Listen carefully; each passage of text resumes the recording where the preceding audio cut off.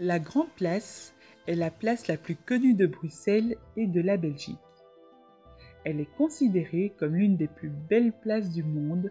Elle a même été inscrite en 1998 sur la liste du patrimoine mondial de l'UNESCO.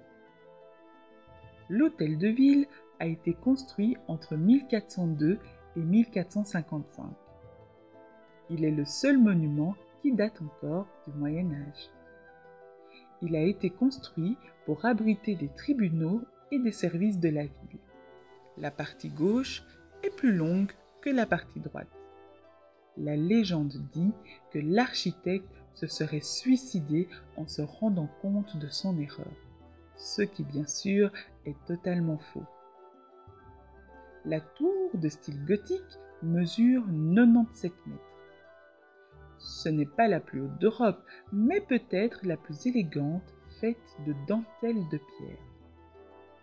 À son sommet se trouve une statue de Saint Michel, le patron de Bruxelles, terrassant le démon. Durant les premiers siècles de son existence, le pouvoir de Bruxelles est entre les mains de 7 familles.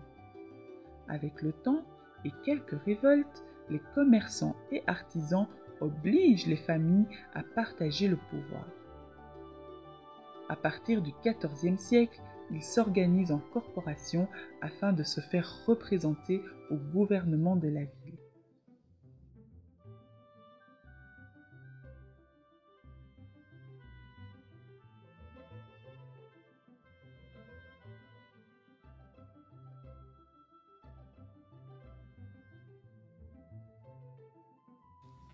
En août 1695, durant 2 jours et 3 nuits, des milliers de boulets enflammés sont lancés par l'armée de Louis XIV, roi de France. Un tiers de la ville est détruit, soit 4000 maisons, des églises, des couvents et des bâtiments publics. Il y a très peu de victimes, mais les dégâts sont impressionnants. Mais les Bruxellois, fiers de leur ville, décident de la reconstruire plus forte et plus belle. En 5 ans, les maisons, plus belles les unes que les autres, sont toutes construites et l'on peut admirer sur l'une d'entre elles un phénix doré, oiseau légendaire qui a le pouvoir de renaître de ses cendres. À Bruxelles, tous les 2 ans depuis 1971, le week-end du 15 août, la Grande Place est recouverte d'un tapis de fleurs d'environ 2000 mètres carrés.